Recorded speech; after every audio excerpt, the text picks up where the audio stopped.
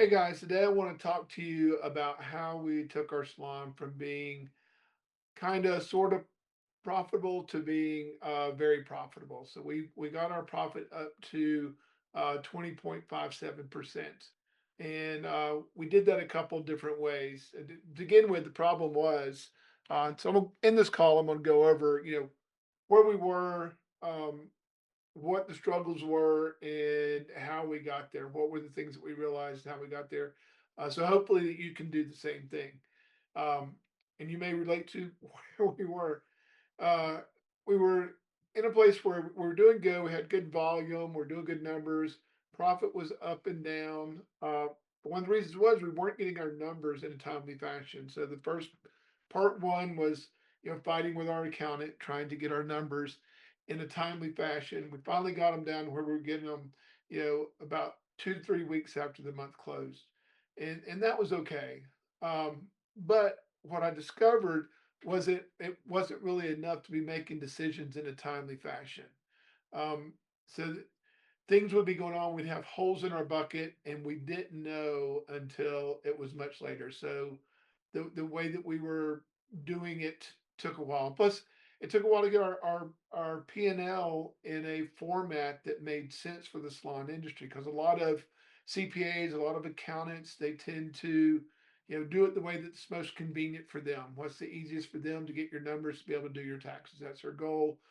Their goal is not necessarily to give you a really good tool that you can use to run your business from, which is what a good P&L should do. So, and we had numbers, we had our goals, but thing is, we're looking at things at the end of the month, and it just wasn't quite working. I always felt like I was a little bit behind. I mean, I even at one point was falling victim to where I know a lot of salon owners are. We're open or looking at our P and L that we would get finally from our accountant, and looked at it like, did I win the lottery or not win the lottery? Wasn't sure because it was hard to tell. Um, so so I started out looking for how to fix this. And by the way, if you want more information on this, more of what we're doing, in the description below, you can click and join our free group. We got a free school group. A lot of stuff happens in there. I do a monthly call. Also do weekly talks in there. So if you want to join that, click that, join it. But anyway, what we were struggling with is, first of all, getting our P&L where it made sense to us. What belonged above gross profit, what belonged between gross profit and net profit. What we So that when we looked at it, it made sense because between your income and cost of goods sold, then you get your gross profit. Your gross profit should be your delivery. What's it costing you to deliver your goods and services? Because you need to know that if it's not clean. So one of the big mistakes that in the salon industry is that the payment for the service provider goes under expenses. All payroll just ends up in one big bucket. And it doesn't, it needs to be up if it's service really a commission or hourly service, however you're paying, it needs to be up in cost of goods sold. So that's just one example of where things need to be. Also, sometimes there's things that shouldn't be on your P&L at all. Tips should not show up on there. Tips are not income or expense. So the two things that belong on a P&L are income and expense. If it's not income, it's not expense, it doesn't belong on there. Sales tax does not belong on there. Gift cards do not belong on there. None of those are income or expense. All of those are tracked on your balance sheet as short-term liabilities, is where those things would live. It's a topic for a different day. But anyway, so first thing we realized that we got to get our P&L in a format that works for us. So we finally got it in a format that works for us, and that was better. Uh, Also looking at our goals, but if we're looking at our goals, we're looking at them at the end of the month. Um, that doesn't always work out so well. So what was the rhythm that we needed to get into? So I started realizing we need to tighten up on some of these things. We need to get things in a more understandable and consumable fashion. Because one of the other problems is when you're looking at things in a month and you've got to go through and look at your whole month, it becomes a little bit overwhelming. I'm sure some of you've been there. So when something's overwhelming, you put it off. So it's like, okay, what would be the thing? Where do I need to get this so that it's not overwhelming? Um, so started working on things, getting clear because, like I said, we got good culture, and I hear that all the time with salons. Oh, our culture's great. Well, what's your profit? Well, I don't know, or they'll take a wild stab at it. And your profit's not just what you're paying yourself. Um, if you're doing profit first, what you're putting away in profit first is not necessarily your profit. I mean, profit first, in my opinion, is a little bit of a kindergarten step. It's better than nothing, but you're basically just hiding money from yourself, hoping that if you hide it, that it'll end up being profit at the end of the month. That's not the best business strategy in the world. Um, so you need to actually figure out what your real profit is. If you want to move it in a different account to hide it from yourself, to save yourself from yourself, or that's fine.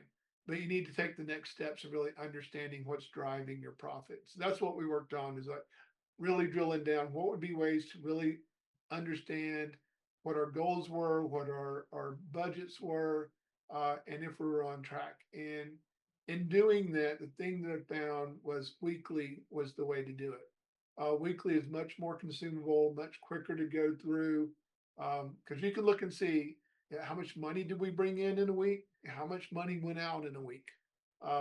It's pretty simple. That's one of the other things too in this industry. A lot of people have been told that they just don't understand numbers, that they don't get numbers, and to the point that a lot of salon owners believe that they don't get numbers, they just don't understand it.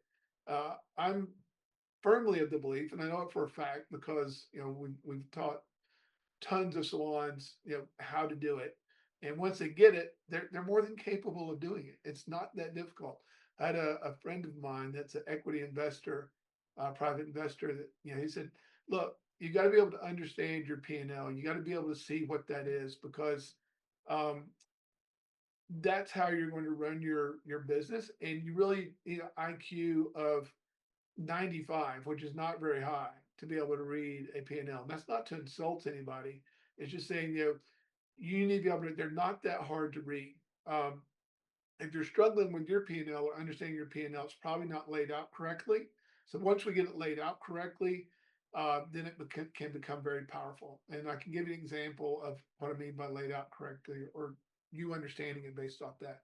If you had a first grade level reading book, I believe everybody here believes that they can read that book. Uh, what I would say, you'd be challenged if I left all the same words in there, but I moved them around. Um, or I moved sentences around. I got things out of order. Then you would struggle to understand what that book was about. That's the same thing that happens with P&Ls in the salon industry, is it's not in the right order, so it just doesn't make sense. So it's confusing, and rightfully so. It's not that you're incapable of it. It's like you're reading something that's all out of whack. So we'll get those in line, one that's very important, and then understanding and looking at that P&L, how powerful that is of how to run your business, and you can do it.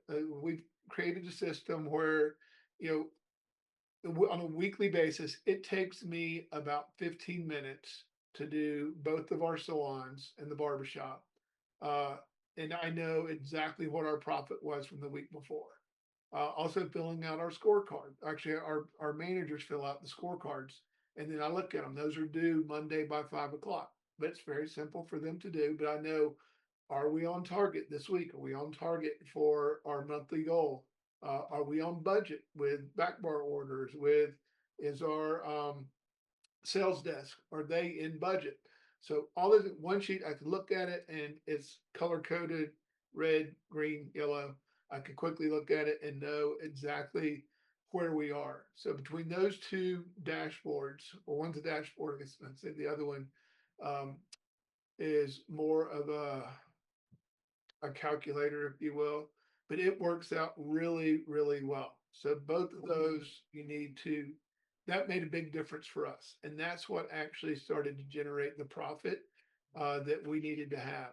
So um, that's, like I said, the biggest difference was, one, having the right tools at our hands and being able to understand them.